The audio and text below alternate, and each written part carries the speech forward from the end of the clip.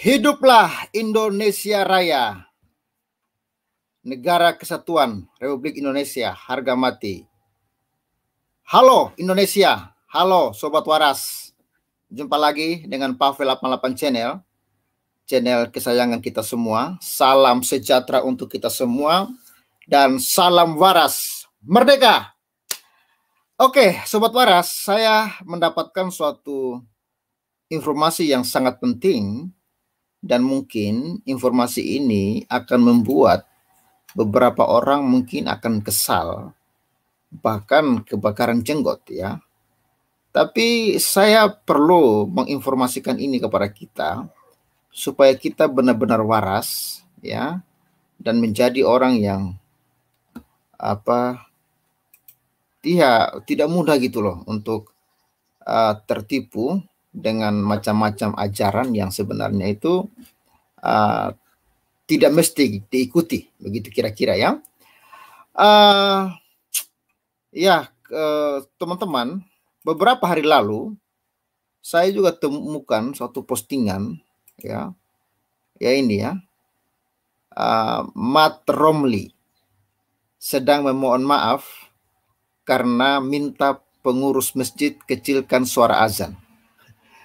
Jadi akhirnya orang ini minta maaf ya, karena memang dituntut ya, akhirnya minta maaf. Dan sebenarnya sudah banyak ya orang yang akhirnya jadi korban gara-gara mengkritik. Rupa-rupanya mengkritik suara toa itu sangat-sangat sakral di negeri ini. Tapi ya kabar terbaru yang saya dapat, di Arab Saudi justru disuruh untuk ya dibatasi volume speaker gitu ya, supaya tidak mengganggu. Tapi di Indonesia itu sangat disakralkan. Bahkan orang yang memohon untuk dikecilkan suara toanya ya akhirnya harus berhadapan dengan hukum ya, bahkan ada yang harus dipersekusi dan lain sebagainya. Contohnya Meliana ya kan, harus dipenjara, lalu rumahnya harus dibakar dan lain sebagainya. Dan ini ya mendapat kritik ya dari orang-orang yang memang mencintai negeri ini ya. Bahkan ini yang mengkritik ini saudara Muslim sendiri ini ya. Hijrah Indonesia. Saya melihat tren antipati dengan agama semakin kuat ya. Dan internal justru memberikan kontribusi signifikan terhadap kenaikan tren antipati agama tersebut. Ya, jadi yang membuat orang antipati atau muak dengan keyakinan tersebut adalah karena ulah-ulah dari orang-orang di dalam agama tersebut, kira-kira begitu. Ya, makanya banyak orang yang sudah muak ya karena itu. Tidak mau dikritik, tidak bisa kasih masukan, semua jadi penistaan agama karena mengkritik ya kan, sampai harus minta maaf ya kan. Dunia nyata tempat kita hidup dan bermasyarakat berbeda dengan dunia medsos. Jika ada yang tidak kita sukai di dunia medsos, ada opsi unlike, ya, unfollow, blokir, unfriend, dan seterusnya. Dalam dunia nyata dan konteks ya, pengeras suara rumah ibadah, semua makhluk hidup yang ada di sekitar rumah ibadah tersebut ya kena imbasnya.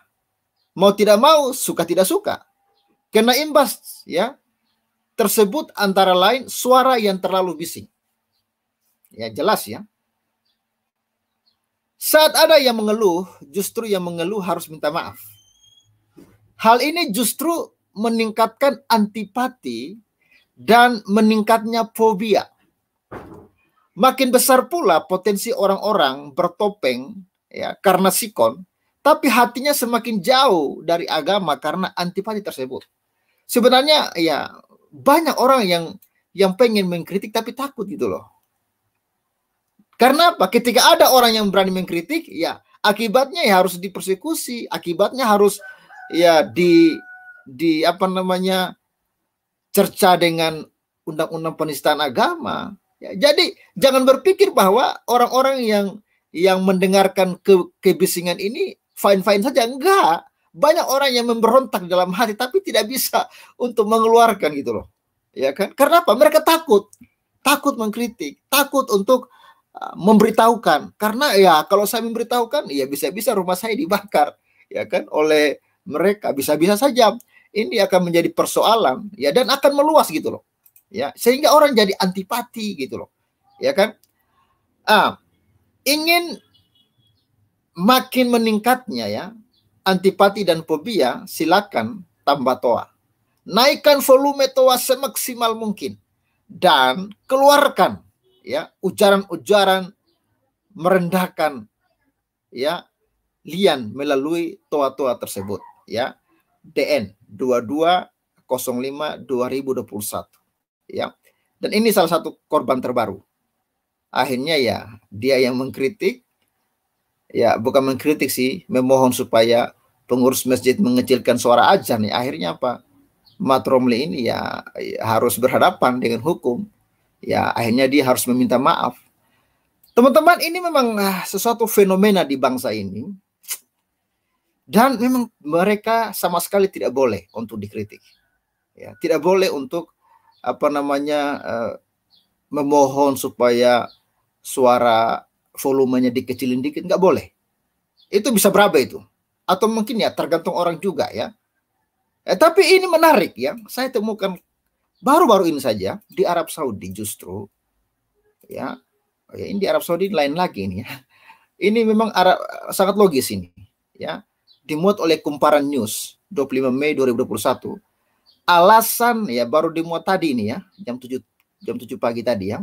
Alasan Arab Saudi batasi speaker luar masjid ya karena apa? Ganggu pasien dan sebenarnya itu sesuai syariat katanya.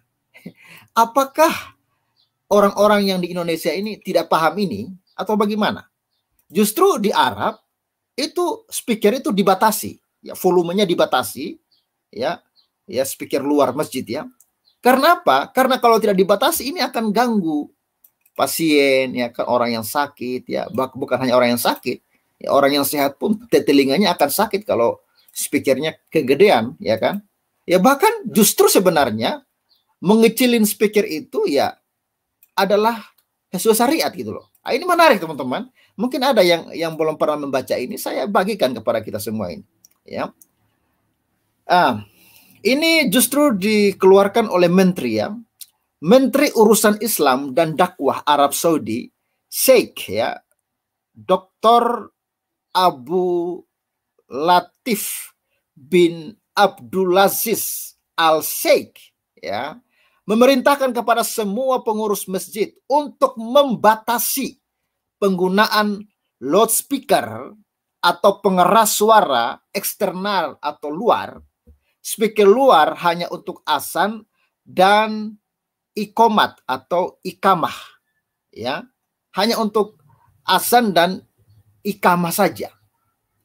Selain itu, volume tidak boleh melebihi sepertiga dari volume penuh pengeras suara. Wow, ini teman-teman menarik ya. Justru ya di Arab Saudi meminta supaya speaker itu dikecilin. Ya, tapi di Indonesia berani ada yang mengkritik, habis. Ya, itu urusannya berapa itu. Ya, bisa digebukin rame-rame sama massa, ya kan? Bisa rumah lu dibakar lah, bisa lu dipersekusi lah. Ya, nggak ada ruang untuk untuk mengkritik begitu loh. Ya, itulah yang saya lihat selama ini ya. Nah, justru di sana ya menteri ya tidak boleh ya. Selain itu volume tidak boleh katanya melebihi sepertiga dari volume penuh pengeras suara. Menteri ya memperingatkan bahwa sanksi akan dijatuhkan terhadap siapapun yang melanggar surat edaran kementerian yang tertib pada hari Minggu 23 Mei 2021. Ini baru-baru ya. Surat edaran ini baru saja diterbitkan. Dan yang sangat mantapnya, teman-teman, berani ada yang melanggar atau yang tidak mematuhi aturan dari menteri akan ditindak. Ya, ini yang dibutuhkan oleh Indonesia sebenarnya. Ini yang dibutuhkan oleh bangsa ini.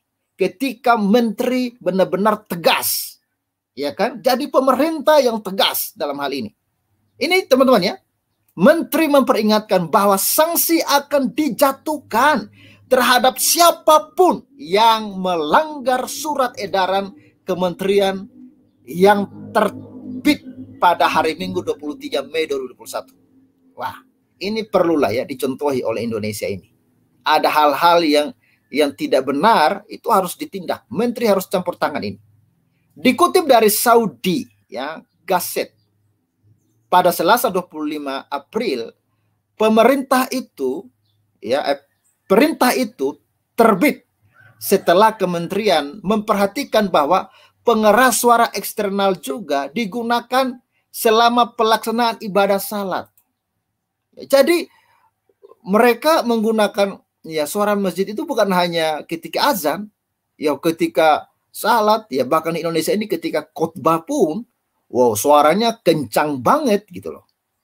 Tapi jangan coba-coba lu kritik. Lu kritik habis nyawa lu ya. Nyawa lu taruhan. Atau ya penjara ya tempat lu ya. Seringan-ringannya penjara. Jangan harap ada materi 10.000 ya. Jangan harap ya. Ini menarik ya. Nah, ini merugikan pasien kata dia. Ini alasannya ya. Karena apa? Merugikan pasien. Orang tua. Dan anak-anak di rumah-rumah. Di sekitar masjid ungkapnya. Wow. Amazing. Ini benar-benar waras. Saya rindu sekali ya kalau Indonesia ini bisa apa ya, tertib seperti Arab Saudi saat ini. Ya, Arab Saudi ini sudah mulai makin waras ya. Ya. Karena apa? Ini merugikan pasien, ada yang sakit mungkin ya kan? Ya janganlah egois. Padahal waktu SD, SMP kalau saya nggak salah ya kami diajarkan untuk toleransi. Jangan putar musik keras-keras, ya jangan mengganggu tetangga. Ya kan, mungkin ada yang orang sakit. Nah, ini sebenarnya bagus. Karena apa? Merugikan pasien, merugikan orang yang sudah tua dan anak-anak di rumah, ya di sekitar masjid ungkapnya. Wow. Mungkin teman-teman tolong ya viralkan video ini. Please viralkan video ini supaya banyak orang yang mendengar ini. Mungkin informasi ini belum didengar oleh sebagian orang ya. Selain itu, suara keras yang bersahut-sahutan dari masjid-masjid menciptakan distorsi yang kemudian membuat bingung para jamaah di masjid-masjid maupun mereka yang beribadah di rumah-rumah. Wow, ini waras, sangat waras. Pernyataan yang sangat waras. Dan saya yakin teman-teman yang tinggal di daerah-daerah yang ya mayoritas ya banyak masjidnya, ya kadang-kadang bingung juga mau dengar yang di sana atau yang di sana, karena kadang-kadang kan jaraknya berdekatan itu. Bayangkan kalau masing-masing masjid membesarkan volumenya, ya bingung juga mau dengar yang mana. Nah, inilah ternyata ini diperhatikan oleh menteri di Arab Saudi ya.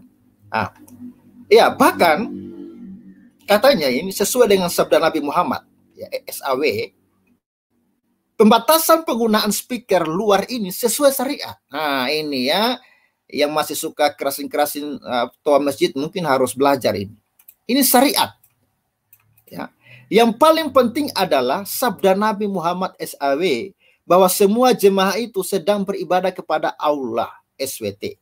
Sehingga mereka tidak boleh saling menyakiti atau merugikan atau menyebabkan ketidaknyamanan satu sama lain dengan bacaan keras selama salat. Wow, inilah ya, kembali ini membantah orang-orang yang mengatakan, iyalah pentasan sejak kalian itu kepanasan dengar suara toa dari masjid. Ya karena memang setan itu suka kepanasan katanya. Jadi mereka anggap yang kepanasan itu setan ya. Itu sering sekali saya dengar ya. Ya baca dong, makanya belajar gitu loh. Ini justru ya lebih realistis apa yang dikatakan oleh menteri ini ya. Ini adalah implementasi dari prinsip fikih. Jangan merugikan orang lain dan orang lain juga tidak boleh merugikan Anda. Wow. Nah, belajar ya teman-teman, belajar. Yang terlalu fanatik, yang terlalu mabuk ya dengan doktrin atau agama, belajar. Ditegaskan, suara imam saat salat hanya perlu didengar oleh semua yang ada di dalam masjid.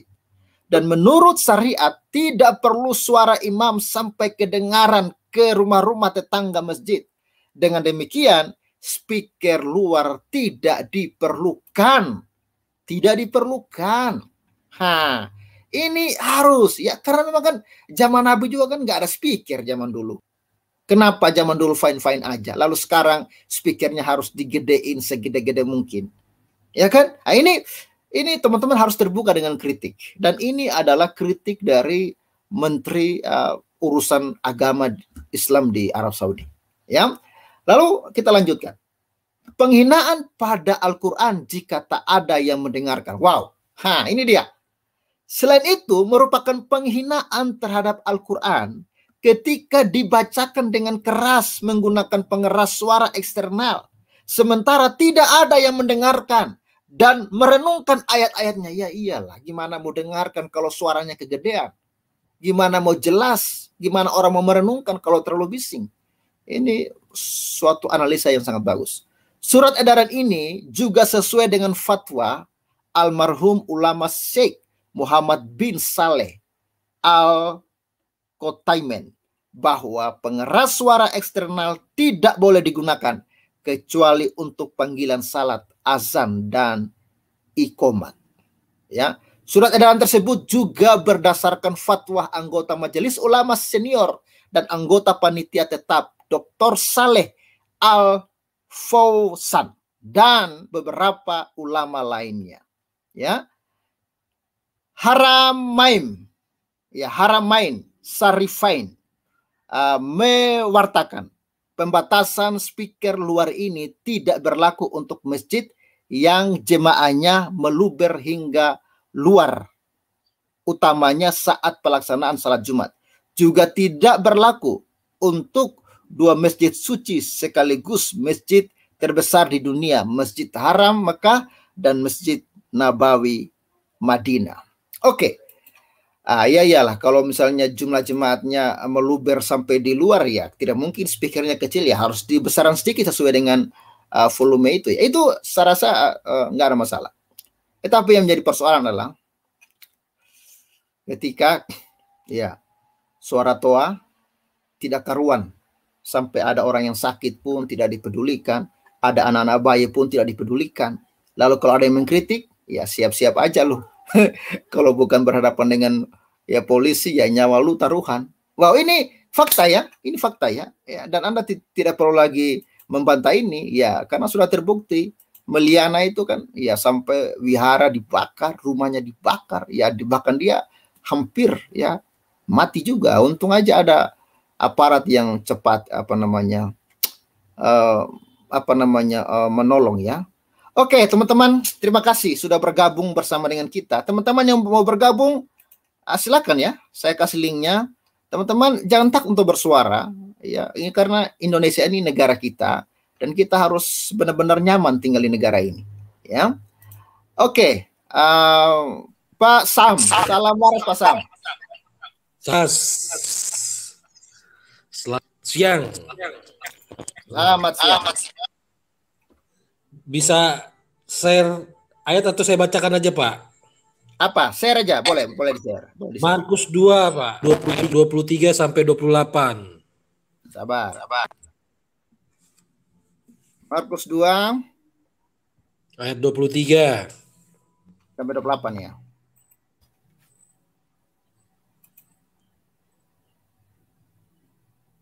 Sabar.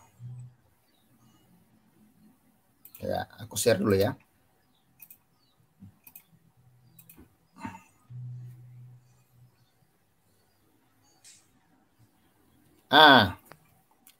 Markus 2.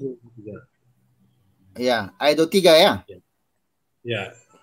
Ya, pada suatu kali pada hari Sabat Yesus berjalan di ladang gandum, dan sementara berjalan murid-muridnya memetik bulir gandum. Maka kata orang-orang Farisi kepadanya, "Lihat, mengapa mereka berbuat sesuatu yang tidak diperbolehkan pada hari Sabat?" Jawabnya kepada mereka, "Belum pernahkah kamu baca apa yang dilakukan Daud ketika ia dan mereka yang mengikutinya kekurangan dan kelaparan? bagaimana ia masuk ke dalam rumah Allah waktu Abiatar ya menjabat sebagai imam besar, lalu makan roti sajian itu yang tidak boleh dimakan kecuali oleh imam-imam dan memberinya juga kepada pengikut-pengikutnya. Lalu kata Yesus kepada mereka, hari Sabat diadakan untuk manusia dan bukan manusia untuk hari Sabat. Jadi anak manusia adalah juga Tuhan atas hari Sabat. Haleluya. Silakan Pak Sam. Ya, kita garis bawahi kembali ayat 27 dan 28 Pak ya. Hari Sabat diadakan untuk manusia dan bukan manusia untuk hari Sabat. Jadi anak manusia dalam dia mengklaim dirinya kan sebagai anak manusia dalam huruf besar itu kan Mesias adalah juga Tuhan atas hari Sabat. Nah, kalau kita baca Pak, kita di Matius 23 ayat 3 Yesus mengajar begini Pak. Kasihilah Tuhan Allahmu dengan segenap hatimu dan dengan segenap jiwamu dan dengan segenap akal budimu.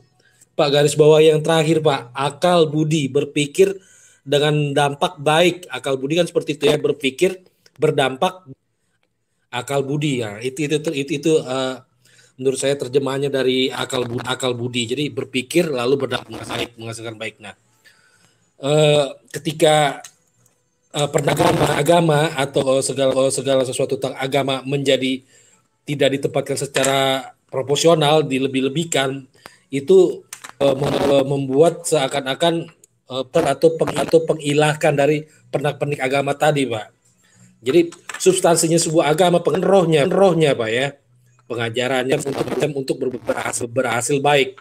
Ketika pernak-pernik seperti suara ajar itu kan pernak-pernik ya, tambah-tambahan untuk sebuah agamaan. Ditempatkan demikian sangat sakral begitu, hingga kritik itu bisa menimbulkan terancamnya seseorang yang melakukan kritik. Nah itu ketika beragama tidak menggunakan akal dan budi tadi, berpikir dan berdampak baik tadi, itu hilang Mak. Dan kita bersyukur bahwa kita memiliki Tuhan Yesus itu yang mengajarkan bahwa agama itu bukan agama tetapi agama untuk kita gitu, dan kita bertuhan itu tadi akal budi, jadi menggunakan berpikir dan berdampak bagi orang lain. Jadi janganlah memiliki pernak-pernik agama itu menjadi ilah yang baru, menjadi sesuatu yang sakral baru untuk menyaingi figur yang ada di dalam agama yang sebenarnya kita agungkan seperti itu Pak. Baik, ya saya setuju dengan apa Sam ya.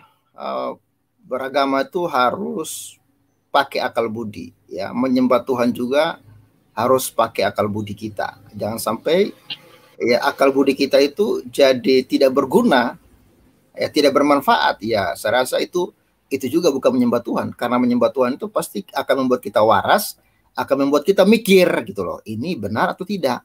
Tapi kalau menyembah Tuhan justru membuat kita anti kritik ya, membuat kita semakin barbar, suka menghalalkan darah orang, mengharamkan budaya dan lain sebagainya. Ya ini ya perlu direnungkan ya. Kok saya beragama kok makin goblok ya, bukan makin pintar ya. Nah, itu dia.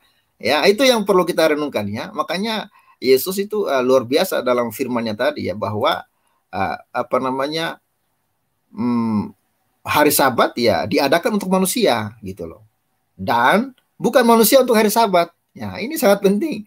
Jadi anak manusia yaitu Mesias itu adalah juga Tuhan atas hari Sabat. Jadi orang Kristen itu harus mengerti kita tidak hidup ya berdasarkan aturan-aturan ya atau hari-hari sakral dan sebagainya.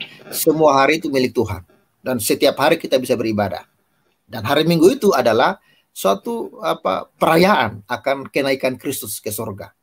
Akan kebangkitan Kristus ke surga, kebangkitan Kristus dari kematian. Itulah yang kita rayakan, bahwa kita benar-benar menang ya, menang atas belenggu iblis, menang atas dosa ya. Kita harus hidup dalam kemenangan.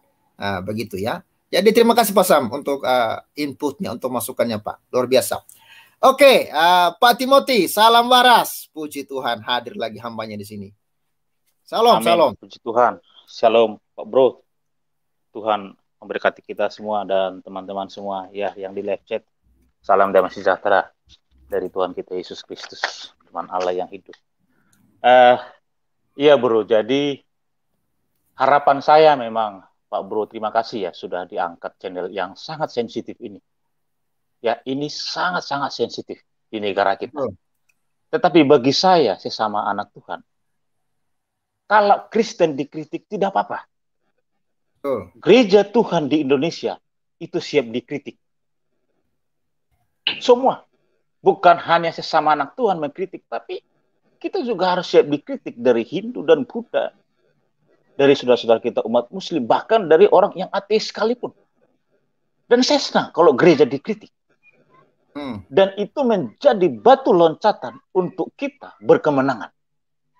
Karena tidak ada yang sempurna. Ya, pengajarannya ya, bukan Tuhan yang dikritik. Ya, nah kembali lagi kepada topik kita yang hambanya sampaikan, ya Bro Pavel 88 ya pagi hari ini. Saya sih hanya memohon saja sebagai anak muda, generasi muda. Tolong dikecilin sedikit. Ya, yang saya minta hanya satu. Yang pagi itu, yang jam 4 subuh. Dikecilin sedikit aja. Ya, akan sedikit lebih wise kalau volumenya dikecilin sedikit. Dan menurut saya ya, mohon saya juga dikoreksi saudara-saudara umat Muslim, dengan mengecilkan sedikit, apakah makna dan manfaat dan faedah dari ibadah yang kita kasih itu menjadi berkurang? Saya tidak bisa menilai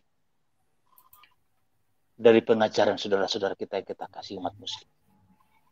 Dengan mengecilkan sedikit, apakah kelayakan atau kekusukan atau makna atau faedah manfaat ibadah kita yang mulia yang subuh itu apakah berkurang?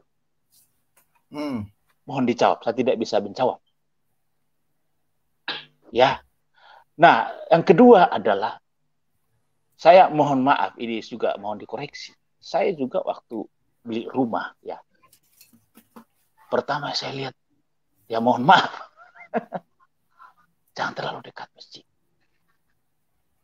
Itu dulu syarat pertama saya beli rumah sendiri. Karena saya mengetahui volumenya yang terlalu besar. Itu syarat pertama, jangan terlalu dekat. Dan saya lihat toanya itu yang menghadap, kalau nggak salah berapa ya, toa yang paling atas itu bisa 3 toanya itu ya. Dan saya lihat perumahan yang saya beli itu di titik mana, karena sepanjang umur kita akan hidup di situ. Betul, betul. Sepanjang hidup loh, bukan 1-2 hari atau 1 tahun. Ya, barangkali kalau uang kita banyak bisa pindah rumah. Ya, apakah itu salah? Ya, tidak salah menurut saya. Betul. Ya, itu iman kita ya, dan saudara-saudara kita juga harus mengerti dan memahami itu. Itulah maksudnya, itu adalah saya mengatakan itu bukan berarti tidak baik kalau dekat. Baik. Ya, tapi kan ada yang harus risk manajemen yang kita terima sepanjang hidup kita. Apakah baik mendengarkan? Baik. Tidak masalah buat saya. Tetapi sebagai generasi muda, seperti tadi disampaikan dalam literal yang disampaikan news yang dari Arab Saudi yang memang kiblatnya di sana, yang menjadi pusat, menjadi komando, menjadi head office seluruh sentral keislaman di Arab Saudi. Itu juga mengatur tata atau pola kehidupan berbangsa dan bernegara. Ya, itu pusatnya loh. Seluruh kiblat ada di sana. Tapi mereka mengatur sedemikian rupa. Dan saya rasa itu sangat bagus sekali. Karena itu tidak mengurangi nilai amal kemuliaan kita di hadapan Tuhan, dan juga sebalik tidak mengurangi manfaat, ya, tidak mengurangi pahala yang kita sampaikan, ketundukan dan kepatuhan kita ketika kita berdoa dan sholat itu. Itu yang diterapkan oleh di Arab Saudi. Dan itu sangat bagus. Saya berharap Bapak yang terkasih, ya, Bapak Yusuf Kalla sebagai Ketua Umum Dewan Masjid Indonesia memberikan pondasi yang kuat ini supaya saudara-saudara kita umat Islam yang lain yang sangat menentang, ya, itu bisa memahami. Saya katakan tadi, dikurangin, mohon sedikit. Itu saja, dikurangin. Ya, bukan tidak ya. Karena negeri ini juga dibangun oleh saudara-saudara kita umat Muslim. Dan yang lain, Hindu, Buddha, Kristen, Protestan, Katolik. Kita harus menghormati dan menghargai itu. Bagaimana lahirnya negeri ini, kita berandil besar. Dan gereja juga bisa dikoreksi. Bisa, hari Minggu misalnya atau apa. Atau gereja-gereja karismatik Pentakosta, kalau misalnya hari Minggu ibadah 3 kali sehari, terlalu kencang musiknya, misalnya ada gereja di perumahan, boleh, bisa. Dan gereja saya siap mematuhi itu. Ya, contoh misalnya, kan sekarang kan gereja itu sudah ditutup jendelanya begitu stabil, jadi suaranya hanya di dalam. Itu gereja, jadi sudah ber-AC semua. Jadi suara atau noise yang dikeluarkan, misalnya ada gereja di perumahan, itu sangat-sangat baik dan tidak mengganggu yang lain juga. Karena kita juga menjadi berkat, ya, di mana kita berada, tidak menjadi batu sandungan. Itu yang saya sampaikan, Bro Papen 88, kita dipersatukan dengan kesatuan dan kesehatian dan keberagaman negeri ini. Kita saling menghormati satu sama yang lain. Terima kasih, Bro. Lanjut, Tuhan Yesus memberkati hambanya. Shalom. Iya, Pak Timothy. Ya, mungkin kita akan bahas lebih dalam, Pak, sebelum ke Pak Sutuwijoyo. Tadi kan kalau di Arab itu kan Menteri Urusan Agamanya memang yang turun tangan langsung. Bahkan membuat surat edaran. Itu surat edarannya itu per tanggal 20 kalau saya nggak salah tadi. Ya, per tanggal 22 surat edarannya. Jadi per tanggal 22 itu tidak boleh lagi ada speaker masjid yang kekencangan. Speaker luar ya. Jadi memang hanya khusus untuk azan boleh untuk didengar di luar. Tapi kalau semacam khotbah dan lain sebagainya itu justru hanya fokus di dalam ruangan atau jemaah yang ada saja. Apakah perlu menurut Pak Timothy? Karena ini kan Indonesia ini kan sudah sering bermasalah tentang ini gitu. Ada yang mengkritik lalu dipersekusi, ya kan? Bahkan baru-baru ini saja ada yang mengkritik yang saya sampaikan tadi, ya justru dia harus minta maaf karena mengkritik suara toa yang kekencangan itu. Apakah perlu misalnya pemerintah mengambil tindakan yang tegas begitu supaya setiap masjid yang misalnya toanya kekencangan, ya, bukan tidak boleh ya, tapi yang kekencangan yang mengganggu lingkungan misalnya, ya mungkin harus ditindak atau ditegur begitu loh. Karena memang kan ya sebenarnya gini Pak, banyak orang yang pengen bersuara Pak sebenarnya ini, tapi takut Pak. Karena fakta-fakta di lapangan, ada yang bersuara ya selalu persekusi, bahkan rumahnya dibakar, bahkan dipenjara, disebut penistaan agama lah. Apakah perlu misalnya Dewan Masjid tidak sanggup, ya kan? Ya buktinya kan memang nggak ada, cuman ngomong-ngomong doang, tapi nggak ada actionnya begitu. Apakah perlu Menteri Agama dalam hal ini membuat suatu keputusan yang memang harus dilakukan oleh setiap rumah ibadah, mau masjid kah, mau wihara kah, mau gereja kah, tidak boleh membuat speaker yang sampai mengganggu tetangga atau lingkungan begitu. Kira-kira gimana Pak Timothy? Apakah perlu kira-kira begitu? Ya, benar, saya setuju sekali ya, Bro Papen 88. Histori negara kita yang sangat beraneka ragam, pemahamannya juga sangat beraneka ragam, dan tingkat pendidikan yang sangat beraneka ragam. Pasti, apalagi hal yang sensitif ini disampaikan seperti itu, dibuat surat edaran. Nah, sekarang saya bertanya balik gitu ya. Kalau misalnya semua saudara-saudaraku umat muslim yang terkasih, yang terhormat ya, mendengarkan itu, mereka bangga.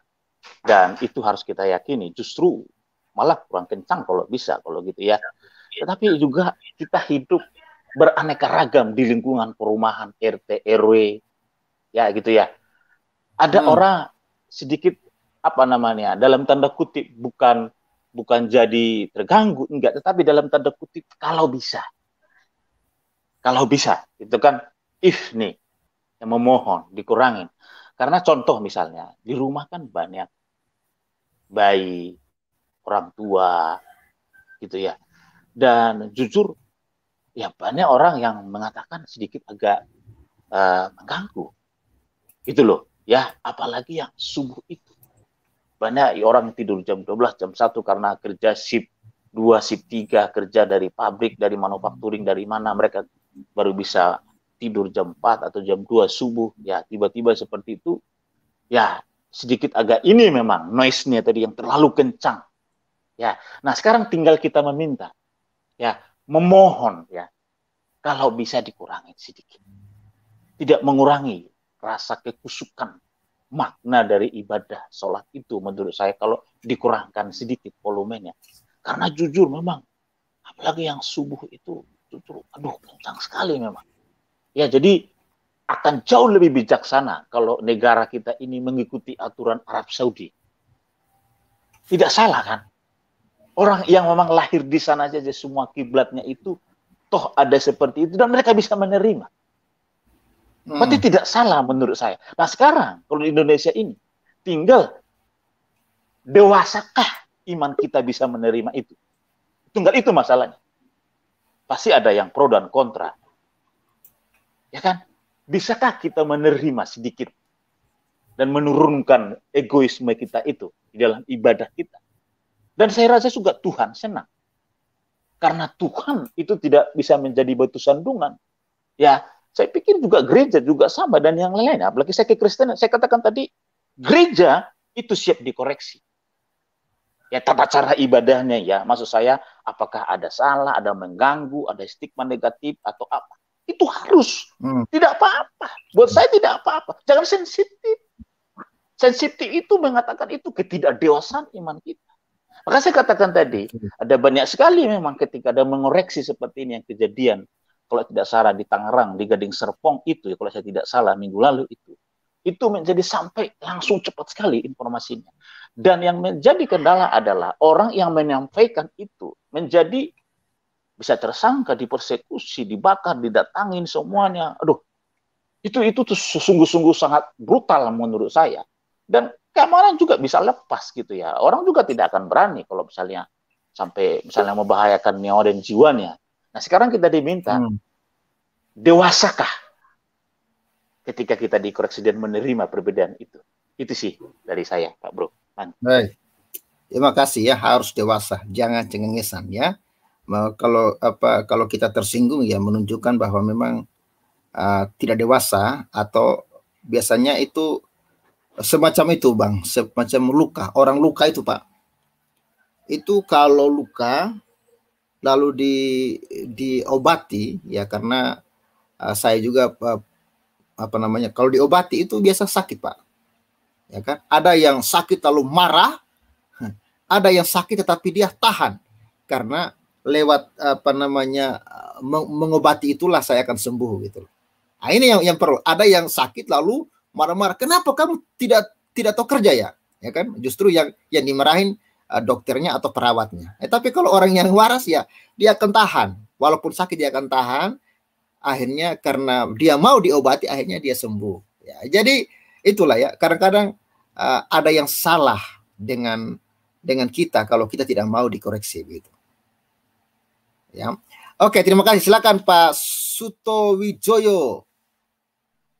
Salam. Halo, berkah dalam, salam waras, warak, sehat walafiat. Silakan Pak. Soal speaker ini memang apa ya, masalah klasik ini. Dan kesalahannya kita juga dari awal-awal tidak pernah menyampaikan sesuatu masukan ke saudara-saudara kita itu. Sekarang udah mengakar, jadi sudah istilahnya sudah menjadi karakter. Karakter itu tidak bisa kita koreksi dengan sekonyong-konyong. Jadi kita ya, karena kita ada ajaran kasih, saya akan membagi pengalaman saya lah. Saya pernah ada rumah satu di Jogja waktu saya masih di Balikpapan. Suaranya kurang kencang, Pak. Waktu saya masih di Balikpapan, saya beli rumah di Jogja, di Jalan Kaliurang. Itu pas Hook, tapi dari Hook itu masih ada sisa tanahnya sekitar ya 200 sampai 300-an meter lah itu.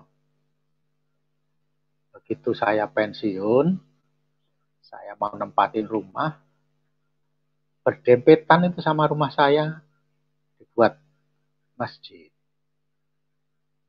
Saya mau protes bagaimana? Memang sih rumahnya duluan saya, tapi nempatinya duluan masjid. Saya mau protes sama developer, nanti malah jadi ribut. Akhirnya saya pakai jalan kasih aja saya. Jadi begitu ada orang kerja bakti, anak saya yang pertama waktu itu masih SMA kelas 3 kalau salah. Mas, ada orang kerja bakti di masjid itu. Terus ada apa, Pak? Minta sama mama, anulah, es batu di kulkas ada enggak? Kalau ada, beli sirup ke toko depan situ, Bapak kasih duitnya. Begitu, Pak, ya. Jadi beli sirup 1 botol, bawa batu es, 3 biji, anak saya antarkan ke pas kerja bakti itu. Senang dia, Pak. Sekali, 2 kali saya layanin gitu aja terus. Akhirnya dari pihak pengurus masjidnya itu yang mengerti, karena tahu kalau saya orang Katolik, tapi peduli sama dia. Dari pihak pengurus masjid kayaknya lapor sama developernya supaya saya dipindah dan dibuatkan rumah yang baru. Tapi saya tidak minta sama sekali. Tapi karena saya melayanin gitu, saya dipindah, jaraknya ya sekitar 50-an meter dari masjid itu. Begitu saya di rumah baru itu, saya merasa kehilangan malahan. Seharusnya tiap 3:30 pagi saya bisa bangun, begitu agak jauh, saya bangunnya agak lambat terus. Padahal ada keuntungannya kita. 3:30 pagi itu dia sholat, saya bisa baca Alkitab, saya bisa ngajarin anak-anak. Nah ini jalan yang ya, mungkin juga sulit orang-orang kita mengerjakan ini, tapi kita perlu berlatih. Setiap kita ada ujian, kita dituntut akal budi kita untuk mencari jalan keluar yang terbaik. Yang terbaik loh ya, bukan yang baik. Jadi kita ya kita begini hidup. Pak. Ya, saya bisa pahami ya dalam posisi Bapak mungkin ya yang bisa menerima karena mungkin keadaan fit, sehat-sehat, ya kan, nggak ada anak bayi dan lain sebagainya. Bahkan bagaimana dengan orang yang sudah sakit, yang sudah tua, pengen tidur nyaman, ya kan? Maksudnya begini, memang kadang-kadang ada yang nyaman, ada juga yang tidak nyaman. Nah, makanya pemerintah Arab Saudi secara tegas memutuskan, ya, karena dia melihat fakta-fakta itu, kasihan. Makanya dia beralasan bahwa kasihan ada orang yang sakit, orang yang punya anak-anak kecil, ya mereka pasti akan terganggu jikalau bunyinya kekencangan. Makanya dia katakan untuk khotbah ya atau untuk kegiatan dalam masjid volumenya cukup di dalam. Mungkin kalau untuk azan bolehlah begitu kan. Makanya mungkin kita harus melihat secara luas Pak. Karena kalau kita melihat kepada diri kita sendiri saja, ya masing-masing orang kan punya pandangan berbeda-beda Pak. Gitu. Gimana kira-kira itu Pak? Betul, ya, betul. Tapi kita juga harus saling sambung. Saya kebetulan juga pengurusnya masjid juga mengerti juga. Pengurus masjidnya juga mengerti. Tapi kan orang Indonesia kan macam-macam Pak. Kadang kita juga baikin pun juga pernah saya di perumahan waktu saya kerja itu juga saya memang sering saya minta itu di dekat masjid kalau dapat perumahan itu pindah rumah itu dapat minta yang punya masjid. Tapi kebetulan juga pengurus masjidnya itu mengerti juga. Jadi kita juga saling sambut. Nah, kita kan harus ada hikmah. Misalnya kita sakit, ya kita waktu kita memberi sesuatu, kita cerita-cerita ya, tapi kita tidak usah meminta. Kalau kita meminta sama dia, Pak, karena dia udah karakter begitu, Pak, susah. Tapi kalau datang dari dirinya sendiri, itu memang dia tulus, kita juga tulus. Nah, itu dia. Maksudnya gini, ya. Di masing-masing daerah kan masing-masing kasusnya berbeda. Iya. Kan? Mungkin di tempatnya Bapak ya, memang orang-orangnya moderat, orang-orangnya bagus. Ya, kalau di daerah seperti yang sampai wihara dibakar, ya rumah dibakar sampai dipenjarain, ya itu, mungkin juga repot juga, Pak. Iya, repot juga, Pak. Mungkin juga tidak ada saling sambut untuk saling mematakan kasihnya, tidak saling sambut, mungkin sepihak. Itu kan bukan kita, tapi kan ada yang tipe-tipe orang yang ekstrim, Pak. Nah, kalau tipe-tipe yang moderat itu masih bisa diajak kompromi, Pak. Tapi kalau tipe-tipe yang ekstrim, makanya ini perlu ada menurut saya aturan yang jelas. Saya juga pernah jalan antara Pantura, saya dari antara Cirebon mau ke Jakarta. Waknya itu keras banget. Akhirnya saya sama driver, ayo Pak Masikin, mundur dulu kita tengok ke masjid.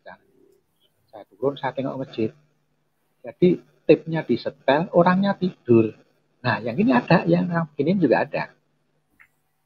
Yang begini inilah harus kita kasih pengabaran. Pak, suaranya hilang-hilang, Pak. Kurang kencang suaranya, tidak kedengaran apa yang Bapak bicara itu. Mungkin sinyal kali ya. Jadi, suaranya hilang-hilang, Pak. Saya ada pengalaman antara Pantura dari Cirebon sampai ke Jakarta itu, ada salah satu masjid di pinggir jalan raya, ada yang nyodorkan apa itu ya, yang kayak tangguh untuk minta sumbangan itu, suara tuanya itu keras banget. Nah, saya turun, ngomong sama driver, mundur dulu Pak Tas, ayo kita tengok dulu ke masjid itu ada orangnya enggak. Ternyata ada orangnya tidur, Pak. Nah, yang begini ini kan perlu apa ya? Kalau kita tegur, saya bangunin, mungkin dia akan marah. Ya saya langsung pergi aja, tapi saya ngasih tahu sama drivernya, orang Muslim, Pak, ya gitu. Gimana hukumnya? Sudah Pak, memang orang kita itu. Iya Pak, sabar Pak Sutwejoyo. Halo Pak, suara Bapak tidak kedengaran, mungkin perbaiki dulu jaringannya Pak, baru nanti soalnya Bapak bicara tidak kedengaran. Nanti kita pilih dulu Pak ya. Oke, kita ke Pak Edis TV dulu. Ya. Oke, silakan Pak Edis TV. Salam, selamat siang Bang Pavel 88. Salam, selamat siang. Iya, jadi sebenarnya masalah masjid ini ya, ini sudah waktunya memang ya kalau perlu nggak usah pakai toa. Karena apa? Karena dari berbagai pihak ya, ini saya bisa mengajukan berbagai macam pertanyaan yang sebenarnya tidak mungkin bisa dijawab oleh seorang Muslim, Pak Pavel. Ya. Jadi sebenarnya ada Pak Pavel satu hadis yang mengatakan begini: barang siapa yang mengikuti satu kaum, maka dia itu termasuk di antaranya. Kira-kira bunyinya seperti itu. Artinya, menurut hadis itu ya, barang siapa yang ikut-ikut seperti misalnya orang Kristen, dia itu udah termasuk seperti orang Kristen. Nah, yang menjadi pertanyaan begini, apakah menggunakan toa begitu dalam ibadah? Ini kan juga bagian ibadah, ini memanggil orang sholat ataupun apapun. Ini merupakan budaya Islam. Ini menjadi satu pertanyaan, ya kan? Karena ada hadis yang mengatakan barang siapa yang menyerupai satu kaum, maka dia termasuk bagiannya. Nah, apakah di zaman Muhammad dulu orang-orang yang baik itu melakukan panggilan azan maupun menyetel tip di dalam masjid seperti itu ya, tilawat Quran gitu ya, apakah dulu ada? Jawabannya pasti nggak ada gitu. Itu yang pertama. Kemudian masalah ini ya, karena di masjid ini ada dua macam Pak Pavel. Pertama itu masalah azan, kedua orang nyetel musik-musik seperti itu ya. Kadang dia nyetel musik lagu-lagu ya, lagu-lagu Islami seperti itu, kadang yang lain-lain sebagainya. Nah, ini padahal di dalam Islam sebenarnya musik itu haram hukumnya. Ya, ini para ulama-ulama yang menurut saya ngerti tentang Islam ya, menurut versi mereka ini, itu musik itu haram. Nah, bagaimana memutar musik di masjid sekalipun itu lagu-lagu Islami? Nah, ini juga pertanyaan yang kedua. Terus mengenai azan Pak Papel, saya minta tolong dibukakan dulu Pak Papel ayatnya Al-Qur'an ya. Saya tunjuk dulu masalah azan ini ya. Di dalam surat Al-Jin ayat 18, Pak Pavel, tolong ditampilkan ayatnya Pak Pavel. Al-Jin berapa? Surat Al-Jin ayat ke-18. Ya.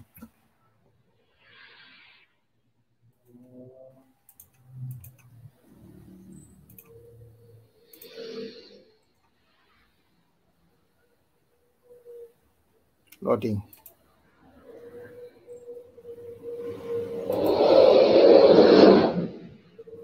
Ya. Nah ini kan. Jadi di dalam surat Al-Jin ayat 18 itu, di situ ada kata-kata begini Pak Pavel ya. Dan sesungguhnya masjid-masjid itu adalah untuk Allah, maka janganlah kamu, ini terjemahannya salah ini Pak Pavel. Di situ bukan berjembah itu aslinya. Ya, itu aslinya itu menyeru, ya, menyeru, memanggil, ya. Ya, kata yang paling tepat dalam bahasa Indonesia itu menyeru, ya, menyerukan. Menyerukan apapun di dalamnya selain Allah. Nah, yang menjadi pertanyaan waktu ketika orang azan ya, azan itu kan ada kalimat syahadatnya juga Pak Pavel, ya. Jadi di dalam azan itu disebutkan juga nama Muhammad.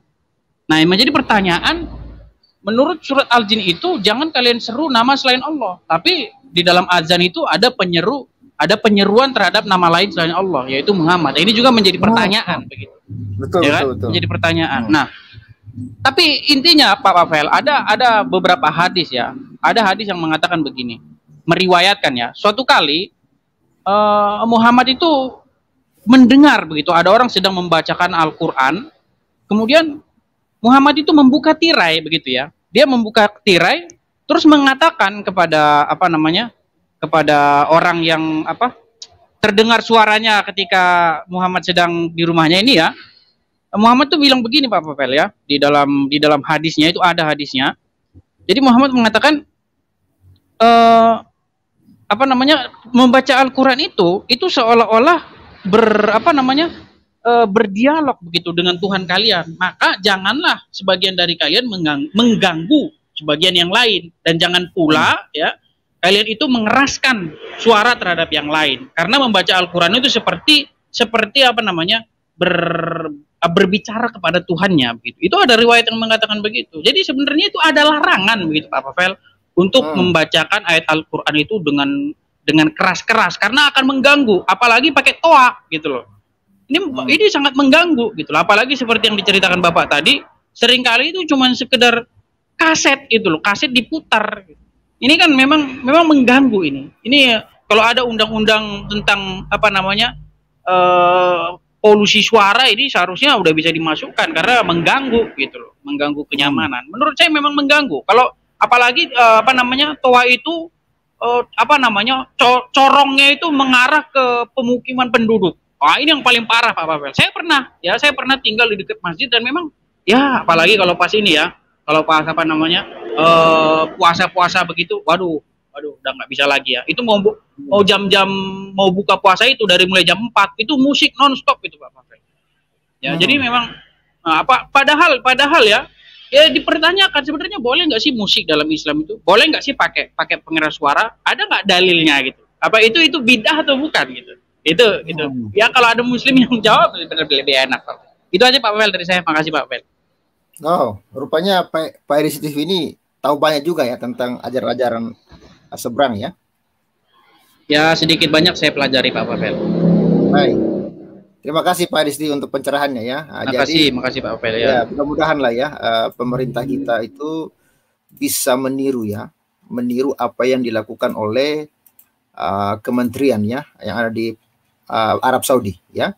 Ini ya, alasan Arab Saudi batasi speaker luar masjid, ganggu pasien, dan justru sebenarnya sesuai dengan syariat katanya. Ya, jadi ini surat edaran yang dikeluarkan oleh Menteri Urusan ya urusan Islam dan dakwah Arab Saudi. Nah, jadi mudah-mudahan ini bisa didengar dan bisa menjadi ya pelajaran juga lah ya buat kita sebagai warga Indonesia ya. Oke, silakan No Religion. Halo bro. Ya, halo. Halo, silakan.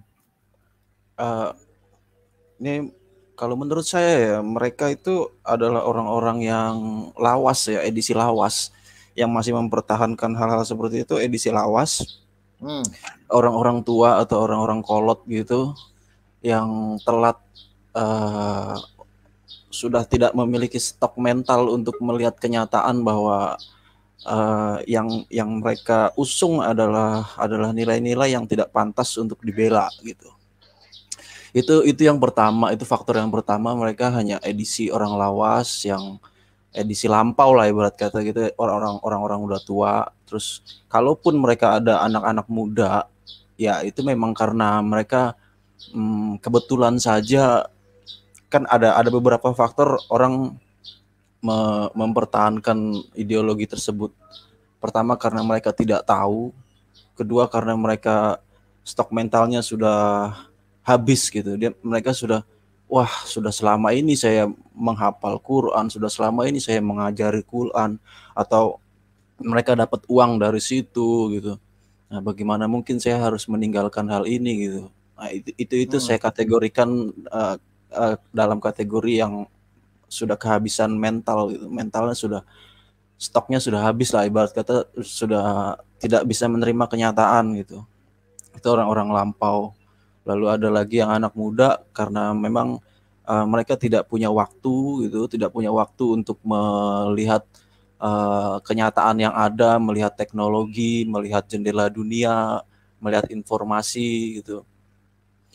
Andai kata saya tidak memiliki waktu pun, mungkin saya juga akan masih dalam posisi seperti mereka gitu. Kebetulan saja waktu saya merajai waktu, dan lalu saya memiliki fasilitas yang memadai juga untuk melihat kenyataan apakah pantas ideologi ini dipertahankan gitu, apakah pantas ideologi ini kita bela gitu.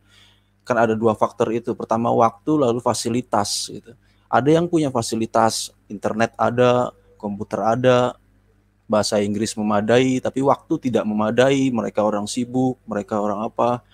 Jadi mereka tidak sempat untuk melihat informasi, mereka yang sehari-harinya di jalan, mereka yang hidupnya mungkin kalau nggak ngojek nggak dapat uang. Ini mohon maaf, bukannya kita merendahkan gitu kan, tapi memang kenyataannya kita juga ada banyak bagian sosial yang tidak semuanya kaya dan dapat merajai waktu gitu.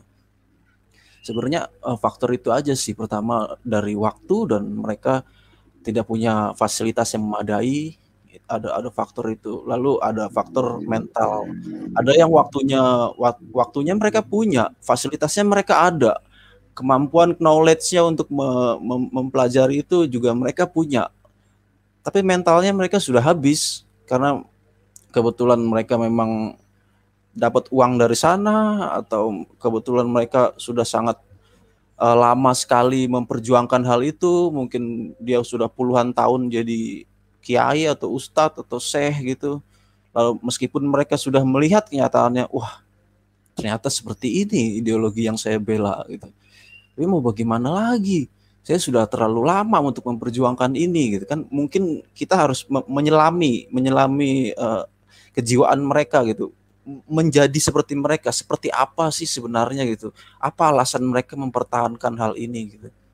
Terus terang saja di Arab kita tidak bisa membandingkan Arab dengan negara ini, karena untuk memperdaya Arab dengan literasi Arabik itu lebih sulit daripada untuk memperdayai negara kita, karena literasi kita berbeda. Literasi kita sudah jelas bahasanya Indonesia, sedangkan Arab dengan literasi Arabiknya itu lebih sulit untuk memperdayai mereka. Maka demografi di sana tidak lebih banyak dibandingkan demografi di sini di Indonesia ini orang muslimnya gitu. Karena untuk memperdayai mereka, karena itu isinya orang-orang yang terpedaya saja, yang masih mempertahankan ideologi itu hanya orang-orang yang terpedaya saja gitu. Menurut saya seperti itu, orang-orang yang terpedaya ketika mereka mampu untuk menelaah begitu spesifik, mereka tidak akan mungkin terperangkap gitu, terperangkap dalam pembelajaran literasi Arabik tersebut gitu. Dan sekarang belakangan ini Arab lagi bingung nih. Kalau mau tahu aja, ini Arab lagi bingung.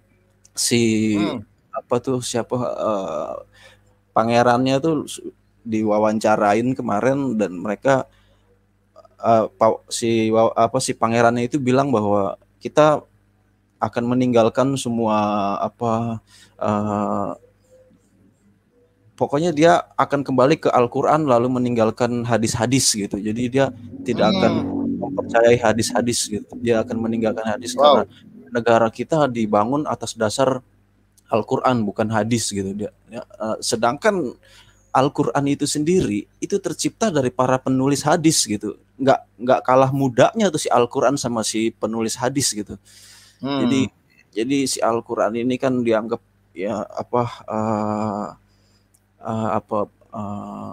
ajarannya Muhammad di 7 Masehi gitu. Padahal ini Quran paling banter itu di era 800 sampai 900-an Masehi gitu. 800 900-an setelah Masehi gitu, bukan di 700 atau di 7 Masehi, bukan di situ. Dia tuh diciptakan, yang membuat Al-Quran itu sendiri itu berangsur-angsur gitu, dan itu penulis-penulisnya itu juga para penulis-penulis tafsir gitu. Dan sekalipun kita menganggap bahwa it's okay, kita anggap saja, wah ini Quran dari 7 Masehi, it's okay, kita meyakini hal itu sementara waktu gitu. Kita gunakan perandaian seperti itu. It's okay, 7 Masehi. Tapi lihat dong isi Al-Quran itu. Apakah pantas untuk dipertahankan? Apakah pantas untuk dijadikan sebuah landasan bernegara? Maksud saya di Arab sendiri ya. Apakah pantas ini untuk diterapkan? Karena dia mau merujuk semua landasan negaranya mau merujuk kepada Quran gitu, untuk syariahnya, untuk apanya itu dia mau merujuk kepada Quran. Dia nggak mau pakai ke hadis-hadis lah, ke tafsir segala macam. Dia mau merujuk kepada Quran aja gitu. Nah itu lihat aja isi di dalam Quran itu, apakah pantas itu? Ada yang mencuri harus dipotong tangannya, ada yang membuat kerusakan atau mencuri atau anarkis segala macam itu harus dipotong tangannya. Ketika orang melakukan kesalahan, katakanlah mencuri, padahal kesalahan itu saja bisa diselenggarakan dalam rangka jebakan gitu. Jadi misalnya saya menjebak Anda sebagai pelaku pencuri, kan itu bisa saja itu kerap terjadi gitu. Kasus-kasus jebakan itu kerap terjadi. Jadi bagaimana bisa orang dipotong tangannya karena dia hanya mencuri gitu. Lalu bagaimana dia untuk membuat kebaikan yang selanjutnya, di hari-hari selanjutnya ketika tangannya sudah dipotong? Bagaimana ketika misalnya katakanlah sekarang saya mencuri gitu, lalu tangan saya dipotong, bagaimana saya mau membuat kebaikan di hari selanjutnya setelah tangan saya dipotong? Saya tidak bisa membantu orang. Wah, bagaimana gue mau membantu orang, misalnya orang terjatuh, tangan gue udah dipotong gara-gara gue kemarin mencuri gitu misalnya. Itu kan bagaimana? Itu kan nggak bisa gitu. Nah itu baru sebuah contoh kecil. Ada lagi di sana yang perangilah orang-orang yang tidak meyakini Tuhan dan hari akhir gitu. Nah itu hal-hal itu dibaca sama negara Barat, itu dibaca semua, Eropa Barat segala sebagainya itu dibaca. Bagaimana Arab mau menerapkan hal seperti ini? Berarti mereka mau berperang dengan kita. Nah mereka sedang ada dalam dilema itu. Jadi ada potensi kemungkinan besar mereka akan meninggalkan hal tersebut atau entah bagaimana ya, karena nggak mungkin di suatu hari nanti gitu kita membicarakan sesuatu yang akan datang, yang jauh akan datang nanti gitu.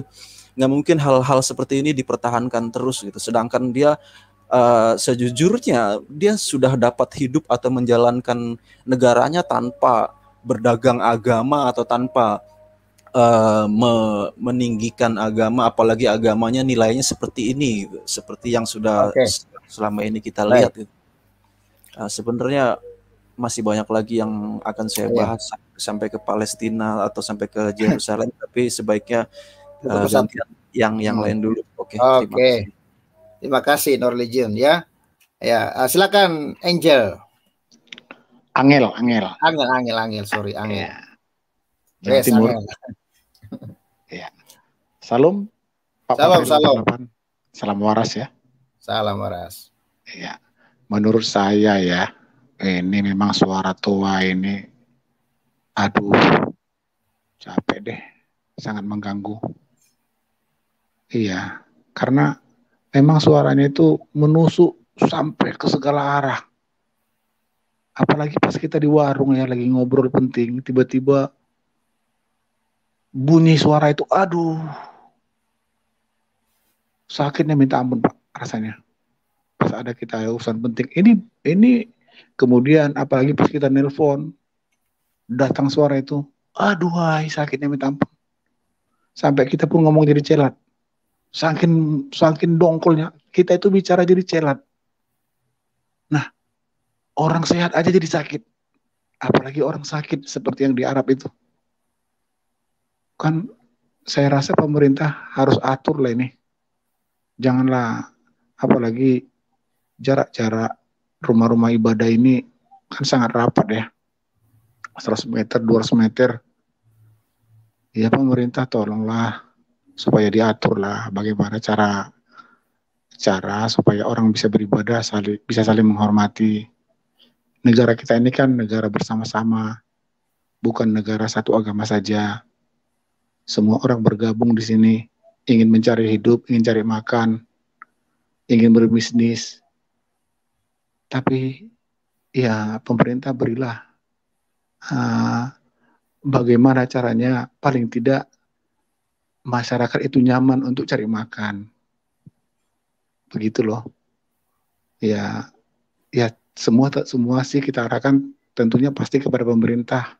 Karena mereka lah yang menyelenggarakan peraturan-peraturan, karena mereka lah yang menyelenggarakan kehidupan, hukum, kehidupan dan aturan di bumi Indonesia. Itu aja Pak Pavel 8. Terima kasih. Baik ya, jadi harapannya supaya bisa lah ya meniru kebijakan di Arab, terlebih khusus ya terkait toa masjid ya, supaya speaker eksternal itu nggak usah lah besarin gitu kan, cukuplah ya untuk speaker internal di dalam masjid ya, apalagi di saat khutbah, mungkin di saat azan bolehlah, tapi jangan kekencangan juga. Ini kadang-kadang kan waktu khutbah juga ya suaranya kemana-mana itu sampai orang nggak tahu mau dengar yang mana ya kan ya. Berharaplah ini pemerintah bisa melihat apa yang dilakukan oleh pemerintah Arab ini, oleh menteri di Arab ini, supaya bisalah ditiru. Bahkan Pak Menteri itu mengatakan bahwa siapa yang tidak mengikuti instruksi ini ya itu akan kena hukuman. Wow, itu jadi tegas gitu loh. Jadi buat aturan, ada juga hukumannya bagi yang tidak mau ikut. Nah, berharap ya begitu Pak ya. Iya, betul Pak. Terima kasih. Silakan Pak Pius Baka. Halo Pak Pius Baka, buka mic-nya Pak. Oke, salam, selamat pagi Pak Pavel. Pagi. Nah, teman-teman, salam. Ya, salam. saya mau sharing aja. Saya ini tinggal di saya kemarin itu kan jaga lebaran ya saat sholat Id ya. Nah, ada teman saya itu. Ada teman saya, dia juga muslim. Nah, kebetulan dia nggak mau ikut sholat tuh. Nah, dia ngomong sama saya ya tentang toa juga tuh. Kebetulan anaknya kan lagi nggak enak badan tuh. Dia bingung. Soalnya dalam tiap RT itu ada satu-satu itu rumah ibadah itu. Sharing sama saya, dia bilang aduh kasihan juga nih. Anak saya lagi nggak enak badan, terus bunyi kencang. Itu dia sharing sama saya. Saya bilang ya mau gimana lagi ya memang begitu, mau gimana lagi. Saya bilang coba ngomong aja ke pengurus gitu. Dia bilang ya susah Pak, saya juga sama-sama tapi susah bilangin. Nah, mau gimana lagi gitu. Sharing dia aja, memang dia nggak suka Pak dengan suara-suara yang keras kayak gitu. Kenapa? Ada yang pulang shift 3, ada yang lagi sakit, tiba-tiba kencang jam 3, jam 4 udah. Jam 3:30 itu kan udah mulai suara kencang tuh. Selagi belum itu kan udah diputarin musik-musik duluan itu kan. Jadi sharing kayak gitu sama saya. Dia bilang gimana ya negara ini ya. Saya juga malu katanya. Selagipun saya juga saya sama yakin sama mereka ini. Tapi saya malu. Nah, mereka nggak pernah memikirkan anak yang baru lahir, orang yang sakit gitu. Nggak pernah pikir seperti itu. Oh. Gini Pak, yang saya dapat sharing itu dari teman saya yang satu keyakinan sama mereka itu Pak. Gitu. Wow. Nah, iya itu Pak.